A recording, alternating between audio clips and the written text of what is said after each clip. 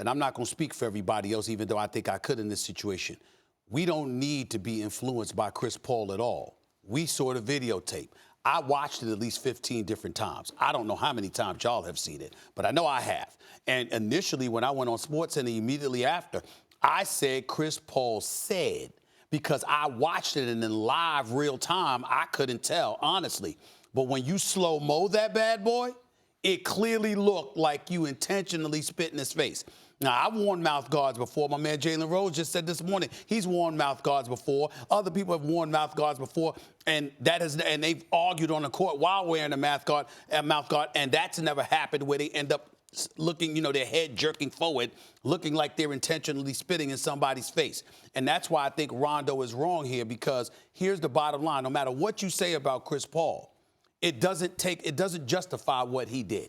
It doesn't justify what Rondo did. Now, to address Rondo's precise points, he does have a point that there are people that feel that way about Chris Paul. There are teammates who haven't particularly liked him in New Orleans, in L.A. We've heard a lot about the Austin Rivers thing and, how he felt about Austin Rivers or vice versa. Obviously, Doc Rivers, you could tell that he had some ill feelings towards Chris Paul to some degree once Chris Paul tried to get it, because he believes, and a lot of them believe within the Clippers organization, that Chris Paul led the folks trying to get into the Clippers locker room last year. Now, I was told that Chris Paul was one of those people that tried to stop it along with James Harden, but there are members of the Clippers organization that said no way in hell is that true. Chris Paul actually led that kind of revolt, okay? And you saw how aloof Doc Rivers was about it when he was asked about it. So you have that issue going on. I know of referees who have said to me personally, they think that Chris Paul is a dirty player, because he does little slick things or whatever the case. I find Chris Paul to be a pit bull. He's miniature. He can't play above the rim. He's had to fight all his life. There's the kid that punched his brother in the face when he was 3 years old. There's a kid that's gotten in scuffles with teammates. He don't give a damn. That's the Chris Paul that I know.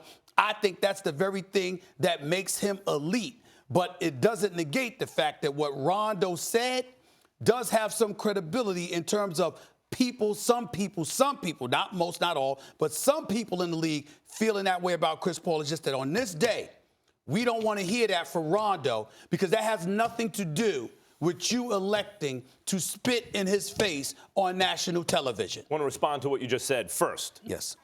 Right about Rondo, unless he didn't actually spit. Now, let me explain this to Rondo, okay? We all saw the video. It looks on the video, I mean, we've studied this like the Zapruder film, right? It looks on the video as though Rondo goes actually like projects something, and then Chris Paul goes like that. Right. And I forgot who already on social media, did it like the Seinfeld episode, where they said there was a second spitter or something like that. It is like the Zapruder film. You see a shot taken and a guy react. Now, we know from the Kobe Bryant, Matt Barnes, Kobe didn't flinch when he threw the ball in his face. Video can be deceiving. It's not with 100% certainty that we can say that maybe he was trying to spit somewhere else, or maybe it just came out juicy, right? And Chris Paul took it that way. I know when I saw it in real time and Chris Paul put his hands in his face like that, I literally had the thought in real time. Rondo either just said something like, what could elicit that? Saying something about someone's kids or something, or spitting on them? Because I couldn't think. I literally had the thought. And so it seems credible to me. Rondo's point is everyone just believes Chris Paul because he says it. They don't believe me. Rajon, I'd believe you if I sat down with Rondo and he said, I know what it looks like. I really didn't spit on the guy. Okay, I wouldn't think that's out of the realm of possibility. We don't believe Chris Paul because it's Chris Paul versus Rondo. We believe him because we saw the tape. We saw the video. That's why we believe him. That's number one. Number two, remember when I asked you the other day, because you've said there are guys around the league who don't want to play with LeBron. And I mentioned, hey, his reaction to Chris Paul, LeBron not being with his teammates, but kind of wrapping up Chris Paul, keeping him out of trouble. Could that have something to do with it? In other words, is that an example of LeBron is so kind of above the league, as is Chris Paul in certain ways? Let me just finish saying what I'm saying, and then I'd like to hear the response. That other teammates are like, hold on, you can't have. I know you guys are family, you and Chris, basically, but in spite of that, it's us over here and them over there. Why are you with them?